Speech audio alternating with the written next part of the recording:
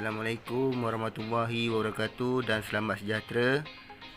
Pada hari ini kita akan sambung bagi mata pelajaran matematik dalam kemahiran bahagi, iaitu pada hari ini 4 digit dibahagi dengan 1 digit. 4 digit, 1, 2, 3, 4 digit dibagi dengan 1 digit. Okey, pertama kita kena tahu buat bentuk lazim lah. Bentuk lazim bahagi seperti inilah. 8, 5, 6 dibahagi dengan 6. Okey. Ini bentuk lazim bagi bahagi. Okey, pertama ataupun cara yang pertama buat bentuk dulu, bentuk lazim. Jangan bentuk lazim pun tak tahu nak tulis seperti ni. Itu yang pertama. Okey, seterusnya langkah yang kedua buat sipir. Langkah yang pertama buat bentuk lazim seperti ini. Langkah kedua buat sipir. Sipir berapa? Sipir 6 sebab dibagi dengan 6. Sipir 6 aja. Sipir 6 kita tulis je nombor 6 kali yang pertama. Lepas tu 6 tambah 6. 6, 7, 8, 9, 10, 11, 12 kan? Tambahkan. Tambah 6 kali yang kedua. Jadi dapat 12. 12 tambah 6, 18 kali yang ketiga. 18 tambah 6, 24 kali yang keempat. 24 tambah 6, 30 kali yang kelima. 30 tambah 6, 36 kali yang keenam. Okey, kita berhenti setakat itu je dulu. Okey, kita cari nombor, apa nombor yang nak dibagi dengan 6. Sebelum ni saya dah kata buat L terbalik. Kita jangan pandang semua 8, 5, 5, 6 ni. Dia nombor besar. Kalau kita pandang semua sekali, kita akan pening kepala. Jadi kita buat satu-satu. Kita ambil nombor 6 dulu. Lepas tu kita tanda L terbalik dulu. Tanda. Maknanya bila kita tanda yang pertama ni, kita cari nombor 8. Kita cari nombor yang pertama. Kita cari nombor ni. Jadi 8. 8 dibahagi dengan 6. Maknanya nombor besar, mesti nombor besar kat dalam dibagi dengan nombor kecil dekat luar, baru boleh dibagi. Okey, sebagai contoh 8. Bayangkan 8 nasi lemak kan. 8 bungkus nasi lemak nak dibagi kepada 6 orang. Cukup tak? Cukup lah. Kita bayangkan kita ada nasi lemak, bungkus nasi lemak sebanyak 8 nak dibagi yang kepada 6, maka cukup. Bila cukup, kita cari nombor yang kita tanda 8 ni dalam sipir 6. 8 tak ada, yang ada nombor 6 aja yang boleh ditolak dengan 8. Kita cari yang paling hampir dengan 8 dan boleh ditolak. Makna kali 1, 6 kali 1, 6. Jadi 1 ni kita letak atas yang bertanda L ni. L ni dekat 8 kan, maka 1 ni letak atas 8. Lepas tu 6 yang kita bulatkan ni kita letak bawah 8. Jadi tolak garis. Jadi 8 tolak 6, 2. Tolak macam biasa lah. 8 tolak 6, 2. Lepas tu 5 sebelah yang kita tanda 8 ni, sebelah 5 ni kita turunkan. 5 daripada atas ni kita turunkan jadi 5 juga. 5, 5. Yang ini kita jangan tengok, kita buat satu-satu. Bila kita turun je satu, kita selesaikan. 25. Kita selesaikan 25. Cari 25. Yang ada 24. Boleh tak 25 tolak 24? 25 besar, 24 kecil. Maka bolehlah. Yang paling hampir dengan 25 ialah 24 dan nombor tu boleh ditolak. Kerana 6 kali 4, 24. Ambil 4, letak atas 5. 24 dalam sipir 6 ni, kita letak bawah 25. Bila dah letak, tolak garis. Jadi tolaklah. 5 tolak 4. Tolak macam biasa. 1. 2 tolak 2, sifar. Okey, dah siap kan? Lepas tu 5 sebelah ni pula, kita turunkan juga. Bila dah ada baki ni, kita turun sebelah dia. Sebelah. Jadi nombor berapa? 15. Jadi 15. Cari 15 dalam sipir 6. Tak ada. Yang ada 12 dengan 18. Mana yang paling hampir? Dengar baik-baik.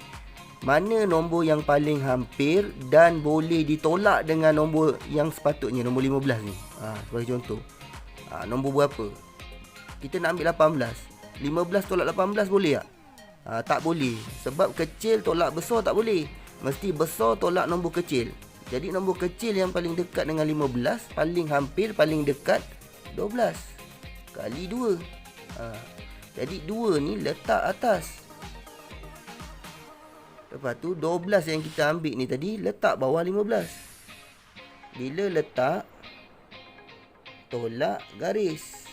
Tolak 5 tolak 2, 3 buat operasi tolak. 1 tolak 1 sifar. Selesai. Dah selesai. 6 ni pula turun. Daripada atas turun bawah. Jadi nombor 36. Cari dalam sipir 6. 36 ada tak? Ada. Terang-terang ada. Jadi ambil. Kan? 6 kali 6 36. Jadi 6 dekat atas, 36 dekat bawah. Tolak garis. 6 tolak 6 sifar. 3 tolak 3 sifar. Selesai. Jadi inilah jawapan dia, 1426. Kita tulis balik 1426. Ini jawapan dia. Itu cara bagaimana kita nak menyelesaikan 4 digit dibagi dengan 1 digit, sebagai contoh soalan yang pertama itu. Okey, seterusnya kita buat contoh soalan yang kedua. 4565 dibagi dengan 7. Langkah yang pertama kita buat bentuk lazim. Mesti buat bentuk lazim bahagi. Jangan buat bentuk lazim pun tak tahu ya murid-murid. Ini bentuk lazim bahagi. Macam ni cara dia. Dia tak sama bentuk lazim tambah, tolak, darab. Dia lain daripada yang lain. Bentuk lazim dia. Okay, dah buat macam ni, kita buat sipir 7 lah. Sipir 7. Sipir 7. Sipir 7 ni kita tulis saja nombor 7. Maknanya 7 kali 1 7. 7 kali 2 apa? 7 tambah 7 lah. 7 tambah 7 14. Kali yang kedua. 14 tambah 7 21. Kali yang ketiga. Kan? 21 tambah 7 28. Kali yang keempat. 28 tambah 7 35. Kali yang kelima. 35 tambah 7 42. Kali yang keenam. 42 tambah 7 49. Kali yang ke-7.